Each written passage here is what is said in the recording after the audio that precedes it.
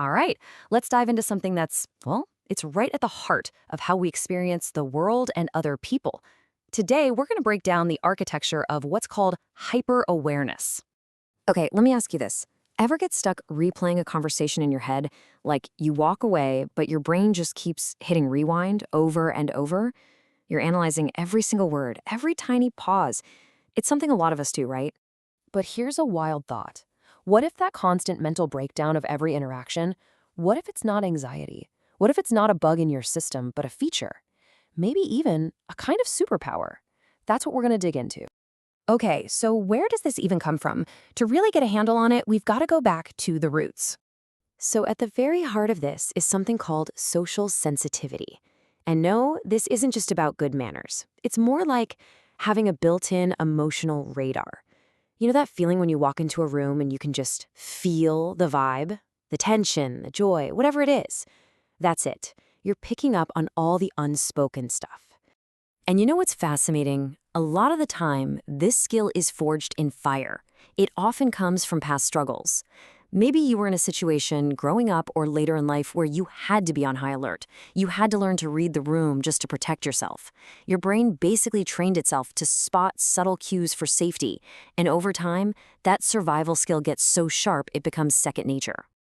The other piece of the puzzle is something called metacognition. All that really means is thinking about your thinking. But here's the twist for a hyper-aware person. It's not just internal. You're not only analyzing your own thought process, you're constantly trying to map out everyone else's too. It's like you're building a little mental model of how they think. All right, so we've got the roots down, but what does this actually look like day to day? Well, we're going to walk through 6 signs that might just feel incredibly familiar to you. Yep, 6 key traits. And when you put them all together, they really paint a picture of what's going on inside. Let's jump right in with number 1. Okay, number 1, and this is the big one we started with, replaying conversations. And we're not talking about just casually remembering something. This is like a full-on forensic analysis. You're combing through the memory, looking for clues, for any little data point you might have missed. So that little voice in your head is going, okay, they said it was fine, but did you see how their shoulders tensed up? You're not just hearing the words, you're comparing them against the body language, the tone. You're always looking for that gap between what people say and what they actually mean. Number 2 is reading micro expressions.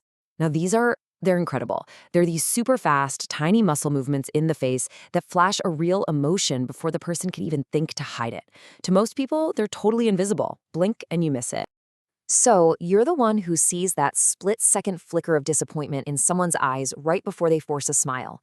It's almost an unconscious thing, but it gives you this little peek behind the curtain, behind the mask everyone wears. Okay, number 3, sensing emotional shifts. This goes right back to that radar we talked about. It's that moment when the whole energy of a room just changes. You might not even know why, but you feel it. The whole atmosphere just feels different, heavier, or lighter. It's like this. Most people are following the words of the conversation, but you're tracking the unspoken energy underneath it. You notice how the air gets thick when a certain topic comes up, or how everyone kind of relaxes when the subject finally changes. You're reading the emotional subtext. And then there's number 4, picking up on vocal nuances. See, the words are just one part of it. You're listening to the music behind the words. That tiny hesitation before someone answers a question, that slight change in their pitch when they're stressed. You hear all of that. It's a whole other layer of information. Number 5 is a big one, predicting social outcomes. Because you're constantly collecting all this data, the facial flickers, the tone of voice, the energy in the room, your brain gets really, really good at running simulations. You can almost see a few moves ahead and guess how things are going to unfold. So you're thinking, based on how they're not making eye contact and the way their voice sounds, this probably isn't going to go my way. It feels like a gut feeling, like intuition, but really, it's just your brain doing some seriously advanced data processing. And finally, number 6, deep pattern recognition. This is the master level. You're not just seeing things as one-off events. You're connecting the dots over weeks, months, even years. You start to see the hidden patterns in people's behavior, which lets you understand what really makes them tick. Their motivations, their fears, their triggers. Okay, we've laid out the signs, but let's be real for a second.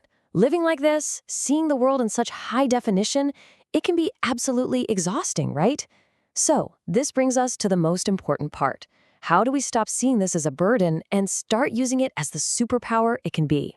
This is the big shift in thinking. That tendency to overthink everything, that's the exact same engine that powers deep empathy. That sensitivity that leaves you feeling totally drained after a party, that's also what lets you connect with people on a level most can't. And that analysis paralysis that can freeze you up, when you learn to trust it, that's what becomes rock-solid intuition. So really, it's all about how you frame it. This isn't a flaw. It's a high-resolution lens for seeing the world. It's a built-in lie detector. It's your personal radar for navigating tricky social situations. And above all, it's the key to forging connections that are actually deep and meaningful. Look, at the end of the day, this awareness is a tool, a really powerful one.